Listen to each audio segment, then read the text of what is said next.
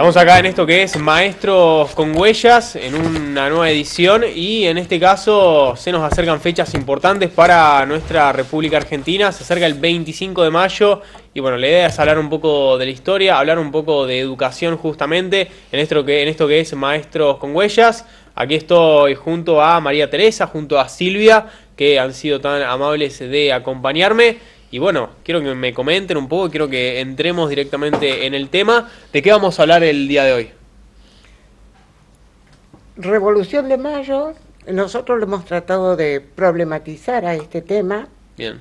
un poco trayendo las últimas investigaciones historiográficas que se han hecho y después cómo se hace esa bajada a la escuela. Bien. Por ejemplo, hoy en la escuela, ¿qué es lo que se está enseñando acerca de la Revolución de Mayo? La historia de Mitre, y te podés imaginar el tiempo que hace que se escribió esa historia. Esa historia de Mitre,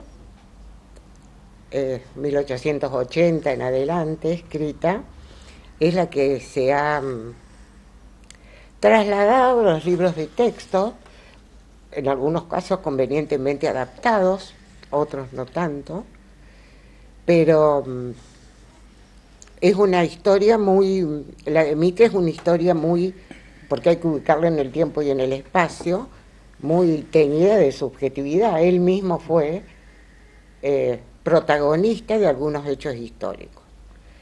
Después viene la famosa historia de Ibáñez, que educó generaciones enteras, y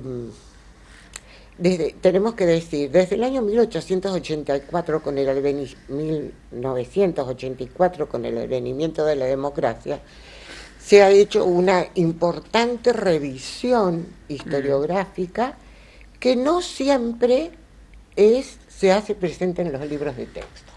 Okay. Ese es el problema. Las ediciones de los libros de texto siguen repitiendo que la Revolución de Mayo fue una revolución, que el movimiento de Mayo fue una revolución, y nada más alejado de eso, okay, ¿no? De una revolución, de la independencia, nada más alejado justamente de esos conceptos. Bien. Sí, convengamos que en la escuela primaria a la historia se le enseña como una historia evocativa. Es importante resaltar, ¿no es cierto?, que todos los países necesitan una fecha fundacional que represente un ícono importante dentro de su historia, y así se lo representa el 25 de mayo. Todos hemos asistido a las fiestas, a la alegría, a la venta de... A los actos escolares. A los actos escolares.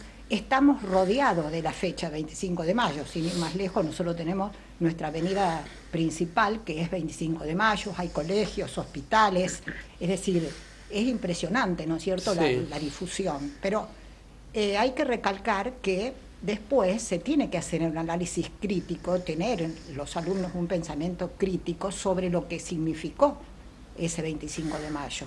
Entonces, los chicos traen ese recuerdo de, por ejemplo, la mujer afrodescendiente disfrazada los niños, ¿no?, que vendían empanadas, y nada más alejado de la realidad, porque esos afrodescendientes salían a hacer esa tarea, pero era justamente para poder sobrevivir, porque tenían que pagar la comida de donde ellos eran esclavos, por ejemplo, por darte un ejemplo, nada más.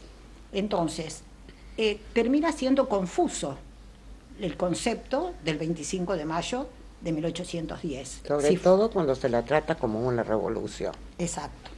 Bien, ¿por qué esto nada de la más revolución? Alejado de una revolución que el 25 de mayo. Exacto, porque para hablar de la Revolución de Mayo es imprescindible tener en cuenta el espacio, porque la historia es tiempo y espacio, y son esos escenarios donde se van a ir desarrollando estos hechos. Entonces, el espacio que nosotros tendríamos que tener en cuenta es Europa. ¿Qué ocurría en Europa en esa época, a principios del siglo XIX? Estaba, ¿no es cierto?, Napoleón Bonaparte, que había sumido a Europa en una guerra terrible, feroz, Él era un excelente militar, un gran estratega, pero él quería obtener bajo su dominio a toda Europa.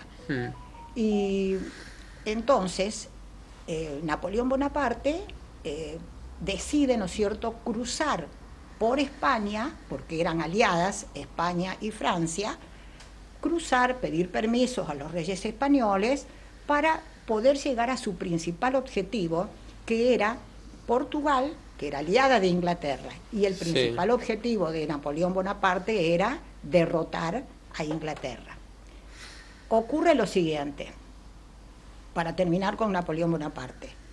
Es decir, él se olvida de que en Inglaterra se había originado la revolución industrial, no la tiene en cuenta, y que Inglaterra se había hecho muy fuerte en todos los mares.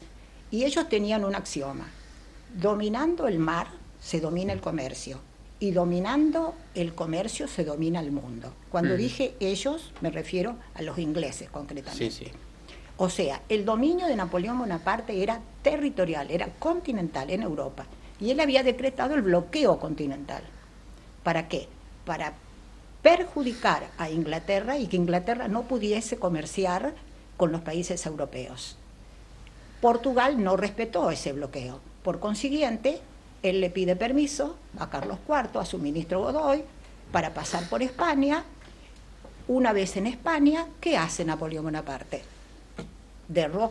Hace una reunión donde le obliga a abdicar, o sea, a renunciar al trono al rey de España, y entonces el rey Carlos IV se lo delega, abdica en favor de Fernando VII.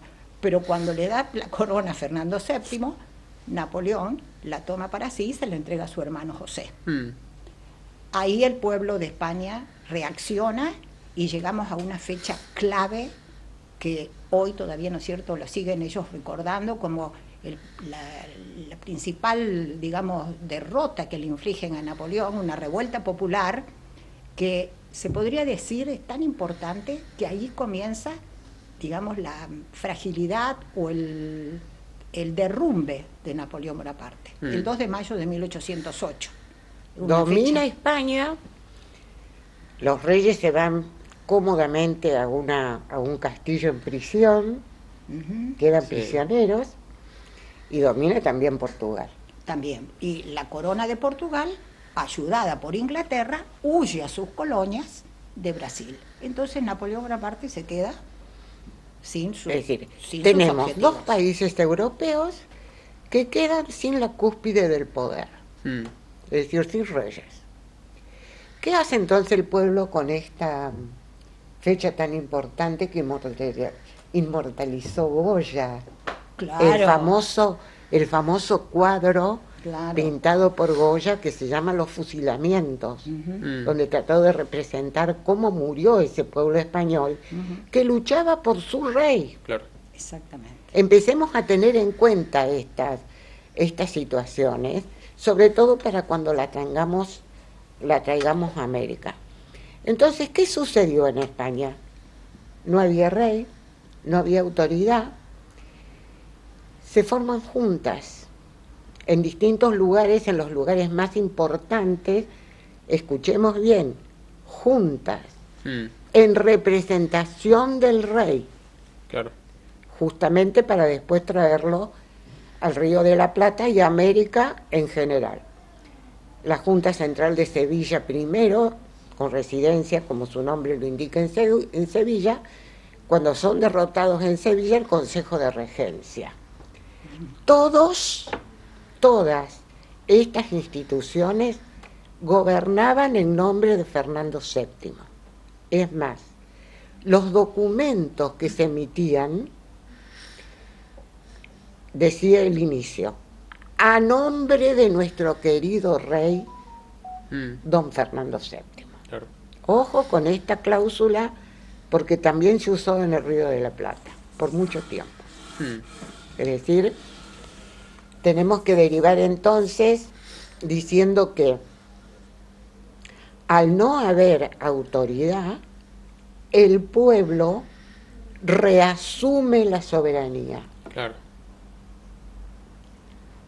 Y nombra o determina alguna forma específica de gobernarse.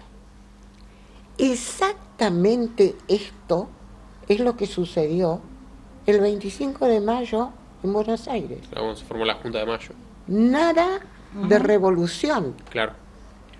Copia de lo que se había hecho en España, con este agravante, que venía bien a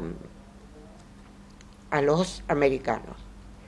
América no era propiedad de España, del país español. Era propiedad de los reyes. El rey está preso. ¿Cuál es la autoridad? O sea, por eso hablábamos recién con Silvia. El pueblo reasume su soberanía y dice, formamos juntas. ¿Por qué? Bien. Porque es lo que hay en España. Claro.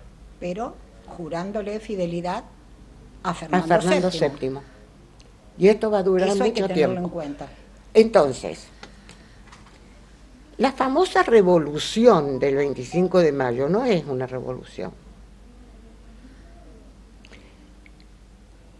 Porque si tenemos en cuenta cuál es el concepto de revolución histórico incluso, es un cambio radical, radical. Es algo totalmente nuevo En y es todos los algo órdenes. donde En todos los órdenes. en todos los Se órdenes, modifica. justamente en el orden político, institucional, económico. económico, en todos los órdenes donde el pueblo decide cuál es la forma de gobierno. No tiene nada que ver con la forma de gobierno anterior. Por eso digo, es un corte radical con lo que es el status quo Claro. producido en un lugar determinado. Si nosotros aplicamos esto a la Revolución de Mayo, está totalmente alejado de lo que sucedió acá. Permitime, María Teresa, Sí, una dale. intervención. El otro escenario del que yo hablaba es América. En América del Norte ya se habían declarado independientes de Inglaterra. Los colonos en el año 1776, 4 de julio de 1776, se declaran independientes de los reyes ingleses. Y en el virreinato del Río de la Plata recién se crea el virreinato. Claro. Están los Miren ustedes la Borbones. diferencia. Sí. La dinastía Borbón es una dinastía francesa que reina en España y que decide subdividir los territorios americanos porque para una mejor administración. Sí. ¿Mm? Entonces, aquí les muestro yo lo que constituía el virreinato del Río de la Plata, cuya capital es Buenos Aires. Todos estos territorios corresponden, ¿no es cierto?, al virreinato del Río de la Plata.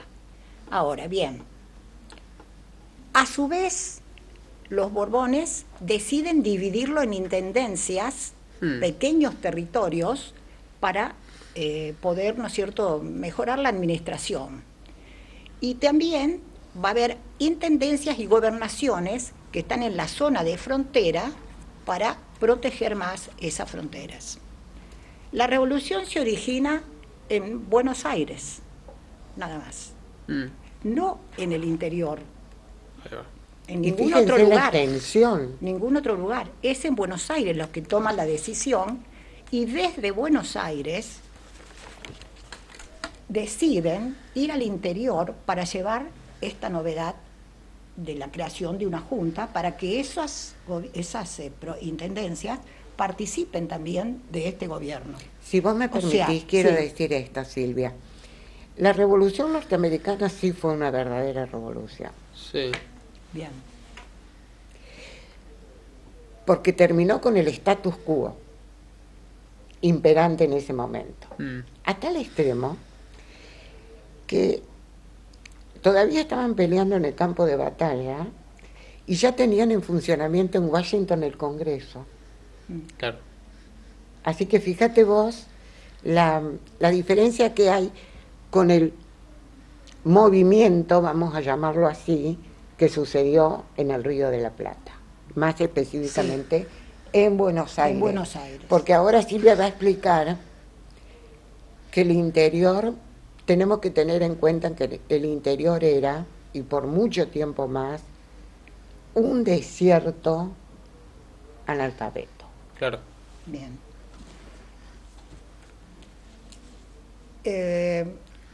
Como dije antes, la revolución se origina en Buenos Aires y deciden llevar esta novedad para lograr, ¿no es cierto?, el envío de diputados. Claro.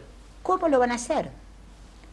Forman unas milicias, que esas milicias ya habían sido originadas después de la Revolución Francesa para defender a Buenos Aires, y el primer lugar donde se dirigen va a ser a la Intendencia de Córdoba, del Tucumán, Córdoba del Tucumán, porque Buenos Aires, aquí está Córdoba del Tucumán, las provincias del litoral ya habían aceptado la Junta, entonces llegan a Córdoba.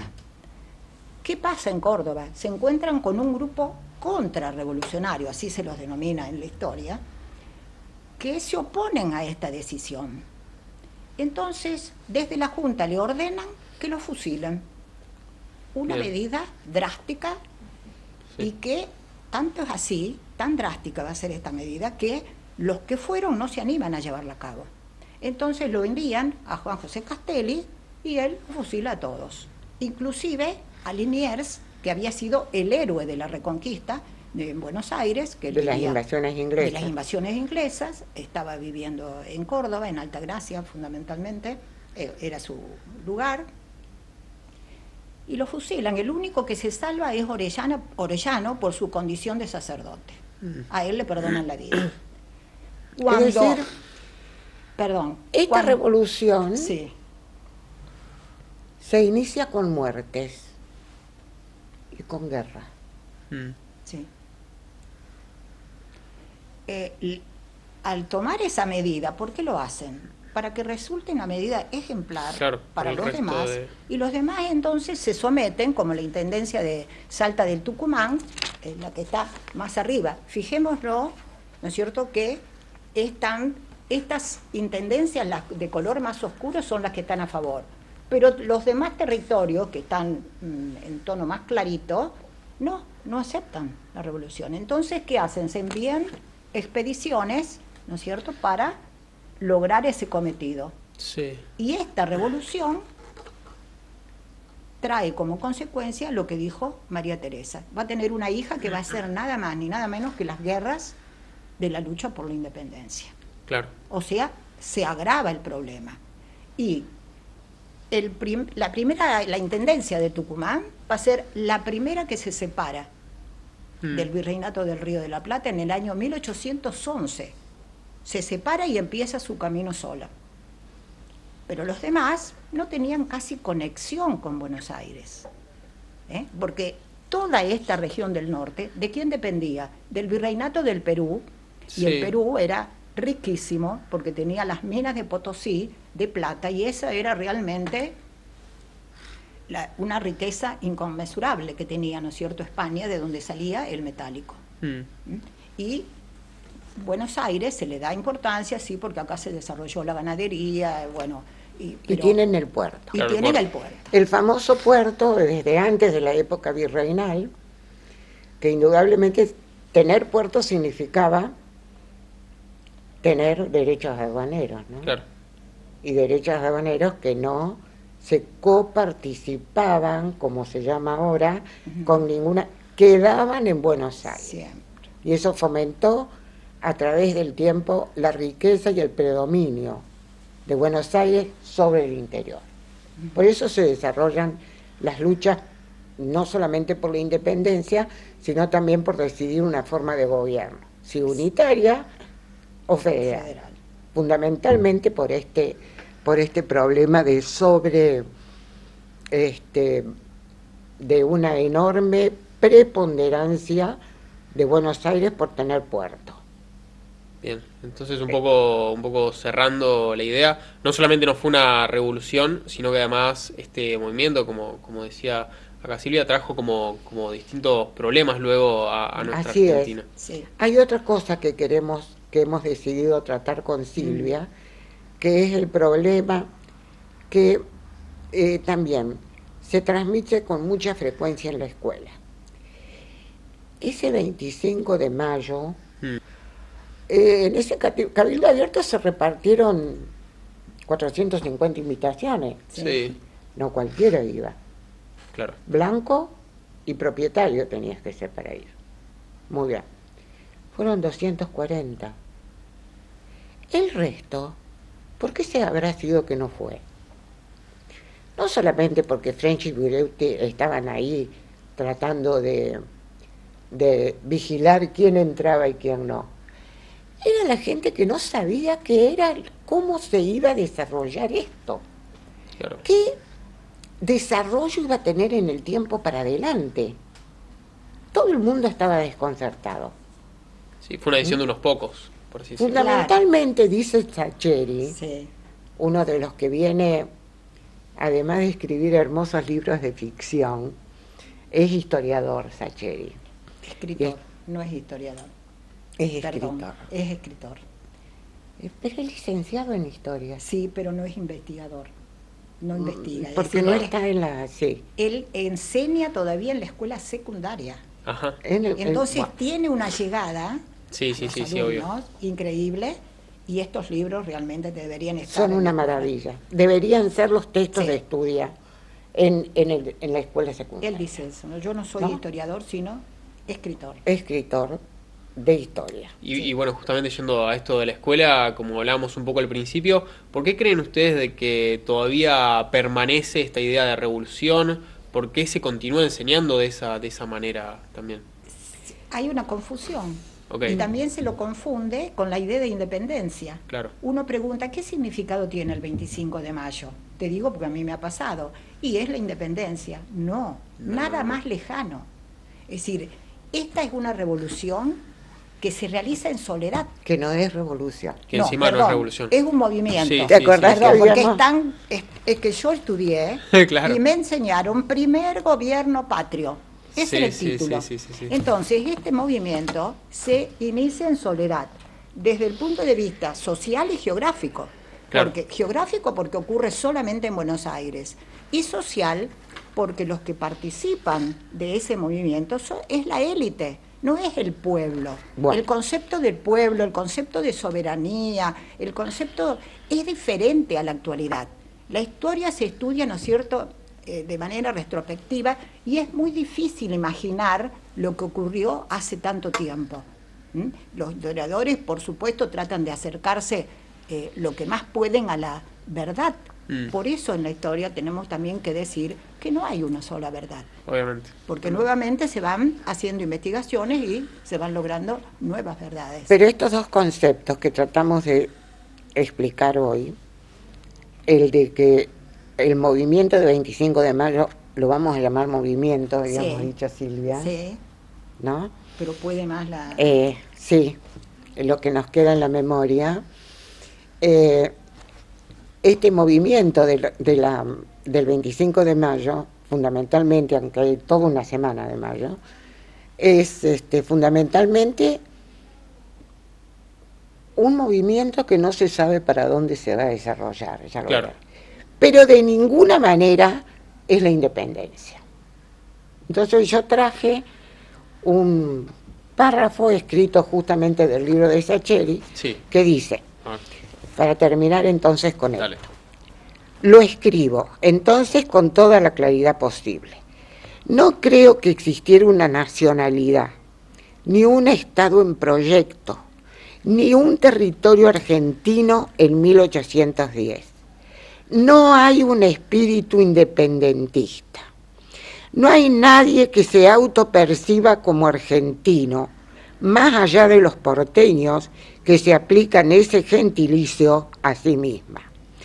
Tendrá que correr mucha agua bajo el puente para que los habitantes de otros territorios rioplatenses se vayan sintiendo gradualmente argentinos. Mucha. No hay un territorio nacional, ni una nación. no hay un plan, no hay un mandato, no hay un destino. La independencia no está al principio del proceso. No está ni como objetivo, ni como deseo, ni como meta, ni como plan, ni como nada. La independencia es un resultado, no un dato inicial. Un resultado que no estaba escrito en ningún sitio, ni material, ni emocional, ni intelectual, en esas personas que vivían en el virreinato del Río de la Plata. Creo que está clarísimo. Claro. ¿O no? Sí, sin ¿Qué duda, te parece? Sí, está clarísimo, está clarísimo. ¿Qué te Sí, parece, muy Silvia? bien, María Teresa, hermoso. Me parece bárbaro como lo cerrás. O sea, Yo quisiera decir algo Sí. más, Sí, no. que las guerras se iniciaron en 1810 y terminan en 1824.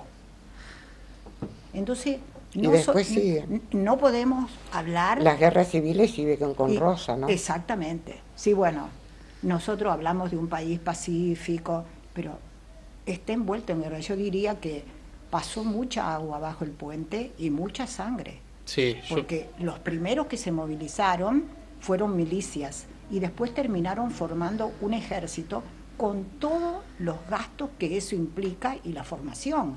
Claro. Y además hay otro tema. Los blancos eran los que formaban parte de los oficiales, de las clases altas dentro del ejército, pero eran los esclavos, ¿no es cierto?, y los indígenas, los pueblos originarios, los que formaban parte y los que iban al frente de la batalla. claro. Pero a esa gente había que disciplinarlos, enseñarles, ¿no es cierto?, darles de comer, era mucho gasto. Seguro, seguro. Y no existía un Estado, una nación, ¿no es cierto? Es decir, a veces estaba la voluntad de participar. Podríamos decir que heredamos de la Revolución de Mayo, se heredó a continuación guerra, Sí, Mm. muerte, sí. Una pena. un desencuentro entre los argentinos, Claro. de que hoy. va a tardar mucho tiempo en que se vuelvan a encontrar. Mucho. Bueno, si les parece, como para ir un poco cerrando este Sí. episodio, ¿algún mensaje final que quieran dejar? ¿Alguna conclusión que podamos sacar de todo Esta. esto que estuvimos charlando? La mía es esta. Sí, no, ninguna. No hay Solamente- revolución, Bien. no hay independencia, No, hasta porque pasado un tiempo tenemos determinado. que esperar hasta Ojo, 1816. porque esto se confunde mucho, ¿no? Sí. Esto Claro. último que hemos dicho. Mm. Puede haber habido hay un Belgrano por ahí. Ay, sí. No, hay un Belgrano que, claro, había visto la Revolución Francesa. Sí. Hay un Belgrano que en su cabecita puede estar esto de empecemos a trabajar por la independencia, pero no tiene nada que ver en esa época. Claro. No, pero ¿Quién aclaremos. lo acompaña a Belgrano? Nadie. Todo el mundo le hizo la guerra. Sí, además, Pero- Belgrano trabajó para los españoles en un primer momento. No lo Pero- digo como no. Claro, denostándolo, No porque había otro. realmente no había otro, pero él se da cuenta. Para mí Belgrano fue un adelantado, un Bueno. avanzado en todas las propuestas que hizo. Pero Y por eso participa de este movimiento. de este movimiento muy fuertemente, Sí. en la Muy primera junta comprometido. también.